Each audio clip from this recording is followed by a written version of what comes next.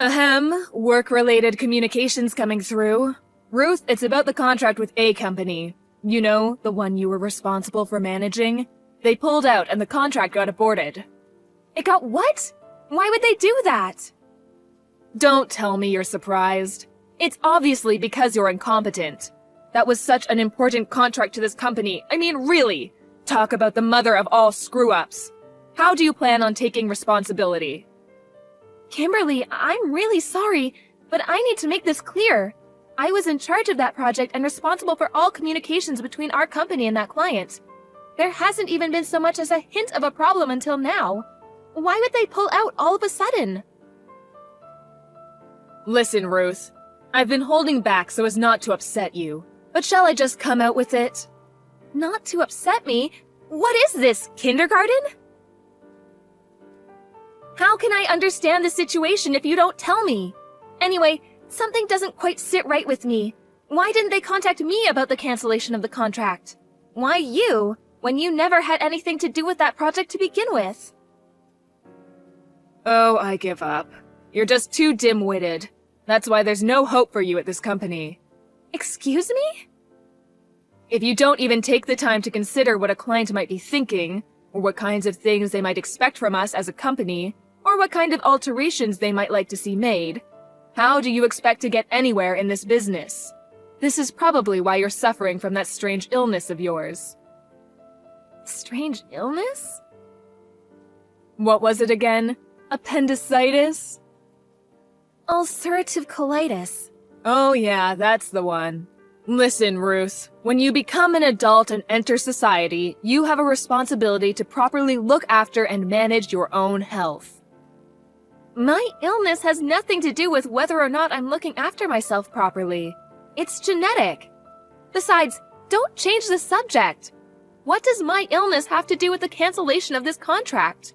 I'd appreciate if you kept your comments about my health to yourself, given it's got absolutely nothing to do with you. Because you're defective. What? The client said they had to abort the contract because they didn't feel comfortable doing business with someone who they felt could collapse at any moment. You have to admit, it's too risky from a client's perspective to be engaged in negotiations with someone so sickly and diseased.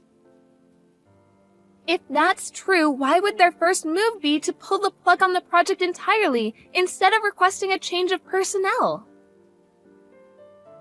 You're saying the contract itself got cancelled, aren't you? Why couldn't someone like, say you for example, have just stepped in as a pinch hitter to save the project and ensure all of this time and resources that went into it thus far weren't a total waste? Why would I know? Do I look like a mind reader?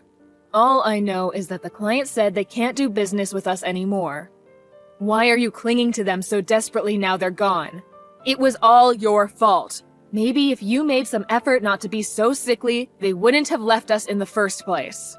If my illness genuinely was the reason they backed down, then I can only apologize. Unfortunately, this isn't the kind of problem that goes away with a mere apology.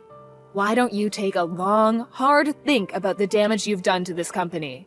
And take responsibility accordingly? Yes, understood. Not understood.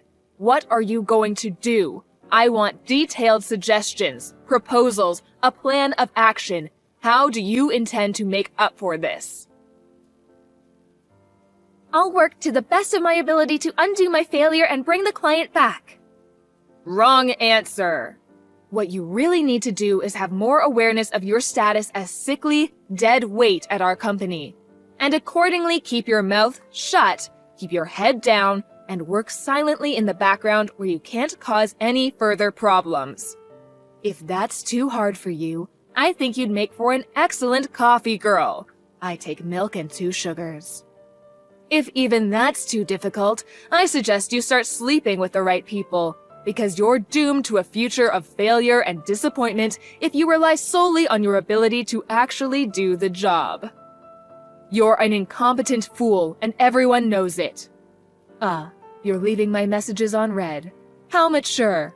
Sulking, are we? This is exactly what I'm talking about. The moment things become a little inconvenient for you, you bury your head in the sand. even going as far as ignoring your direct superior. You really are beyond help. If I'm honest, I'd rather you just resigned.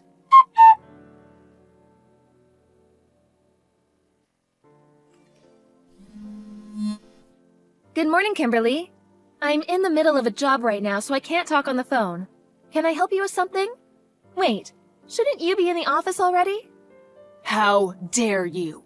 Do not screw me around, Ruth. What lies have you been filling the boss's head with? What do you mean? Lies? Don't play dumb. I know exactly what you did. When I pulled into the car park and tried entering the staff door like usual, the company president was stood there blocking my way. He told me never to show my face at work again. No, he didn't just tell me. He yelled until he had goddamn steam coming out of his ears. Oh, wow, that sounds rough. I did hear the boss can be a bit passionate at times. That's probably the reason he was able to build such a successful company, though. I don't give a damn about that. All I can think of is that you went up and said something to him. Why else would he fire me? What did you do? Tell me. I didn't do anything at all.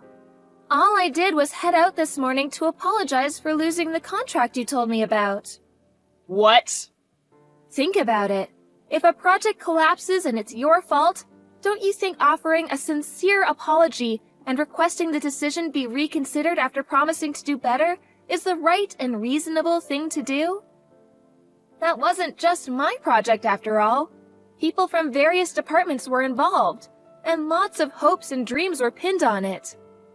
Huh? You went to see the client directly? That's right. I swallowed my pride, got down on my knees, and apologized. Their project manager rushed out immediately when he saw what was going on, and explained the situation to me in minute detail. Everything, Ruth. I know. You tried stealing that contract from me, didn't you? You lurked in wait for Mr. Grant, the project manager, in the office car park, and waited until he finished his meeting. Then, when he got out, you basically forced him to go to dinner with you. You did nothing but badmouth me at the restaurant. Then, when you thought you'd trashed his opinion of me, you started trying to convince him of what a talented and reliable employee you are, Mo. Have you no shame? Then, to top it all off, you invited him to stay the night at a hotel with you. He described his feelings at the time of a complex mixture of shock, disgust, and terror. Being so desperate to go home at that point that he'd do anything to get away from you, but at the same time wanting to avoid handing you the project at all costs. He did the only thing he could think of and proposed aborting the contract entirely. Here's the key point, though. He didn't actually want to. But you, feeling you had the ammunition you needed, launched your full frontal assault on me and came up with whatever lies it took to have me held responsible. Even putting it mildly, you're a disgrace. Don't worry, though. I already told the section manager everything. Based on what you just told me, it seems like word of what you did made its way into conversation with the president. Why, you really shouldn't have done that. Mark my words, you won't get away with this. I'll make you regret it if it's the last thing I do. Prepare yourself, Ruth. There is a storm coming. Do what you like. Just make sure you don't do anything to cause any further trouble for the company. You might have been fired, but this company's done a lot for you, so I hope you've at least got the decency to spare them the nuance of your little revenge campaign.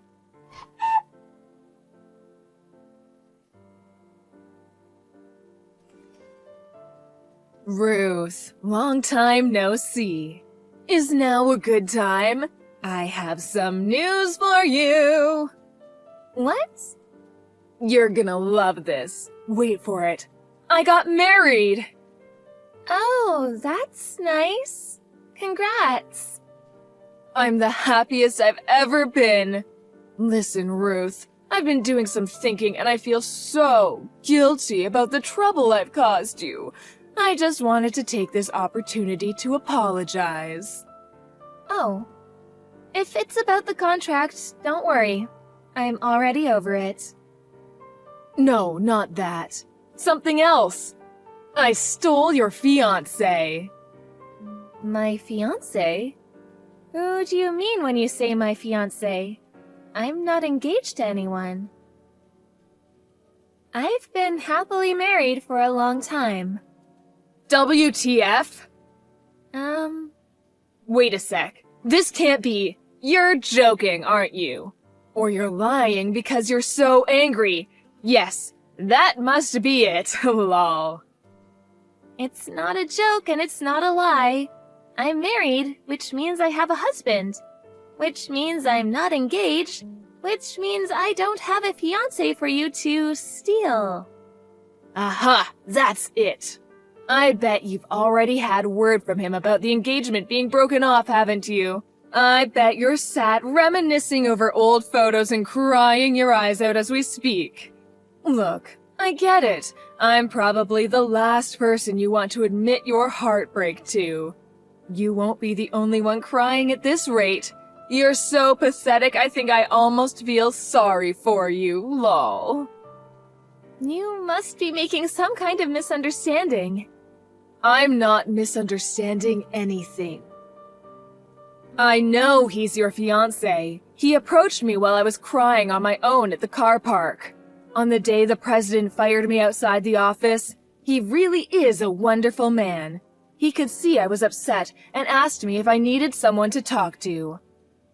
That's all well and good, but I don't see how you go from that being dead certain this randomer from the car park is my fiancé. He told me, of course. He said he came to the office to drop something off his fiancé left at home. But he said he just couldn't bear to see such a pretty girl crying and not say anything. I figured out he was your fiancé. Well, we were chatting over a coffee in a local cafe. I'm sorry to say this, but he said he found me much more attractive than you, and that I gave him butterflies in his stomach of the kind he hadn't felt since he was a teenager. Things between us began moving really fast after that. We went to bed together that night, and before we knew it, we were discussing marriage. It was then I knew I'd found my soulmate. He sounds like a scammer. Huh? Yep, a marriage scammer. What? Don't be so ridiculous. A marriage scammer, what even is that? Make some sense, woman. We are soulmates. Are you jealous? Is that it? Kimberly, it seems like your desire to take revenge on me is clouding your better judgment and impairing your ability to think rationally. That's the most obvious marriage scam I've ever heard of. Did he ask you for money at any point while he wasn't whispering sweet nothings in your ear? Let me guess. Something like an advance payment on the wedding costs, which he empathetically promised he'd give you back later? Huh? How did you know? Yes, he did. But that's hardly unusual. Things are moving really fast between us, so he probably didn't have the funds to get the ball rolling at a moment's notice. This is just how whirlwind romances are. Oh, no. You'll never see that money again. I'm pretty familiar with this scam because I had a friend who very nearly fell for the same one a while back. Luckily, she realized what was going on and backed out at the last minute. You, however, such a shame. I'm actually embarrassed for you, Ruth. The lengths you'll go to hide your heartbreak over having your fiancé stolen are bordering on tragic. Please salvage what remains of your dignity by gracefully admitting defeat. Yes, that's right. You lost, and I won. I can repeat myself if you like. I'm already married. My husband's abroad on business right now. But I can send you some pictures of us if you like.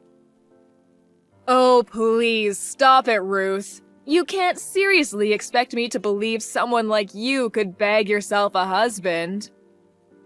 What man in his right mind would have an interest in a sickly little creature like you? We were classmates in high school. We were friends since long before I fell ill. He confessed his love to me after I got my diagnosis. He said the illness was irrelevant to him, and he wanted to be with me because he loved me. Wait a sec. What? So this guy I'm engaged to really isn't your fiancé? Yay, you finally got it! This is kinda what I've been trying to tell you this whole time. I just tried to call him. He won't pick up. What should I do? Help!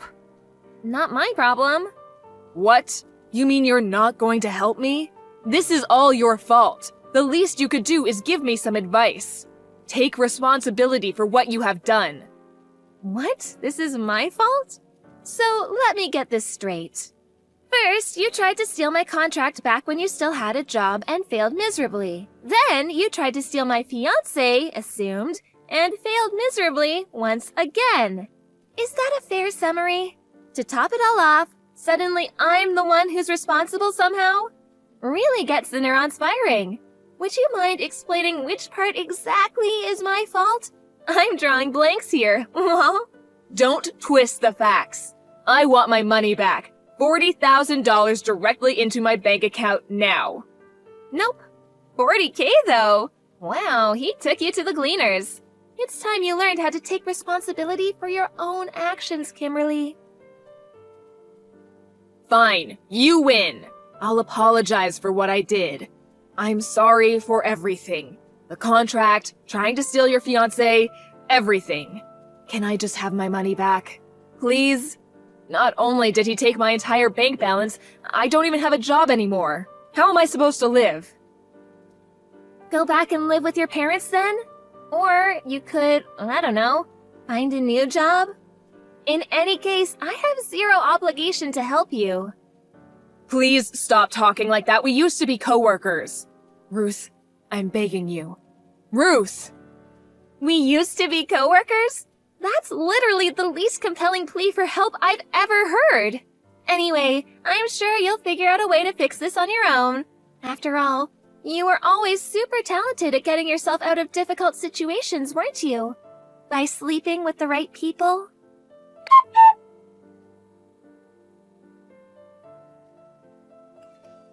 After that, Kimberly started showing up outside the company office every day, lurking behind cars until I clocked off, at which point she would jump out yelling expletives and harass me relentlessly.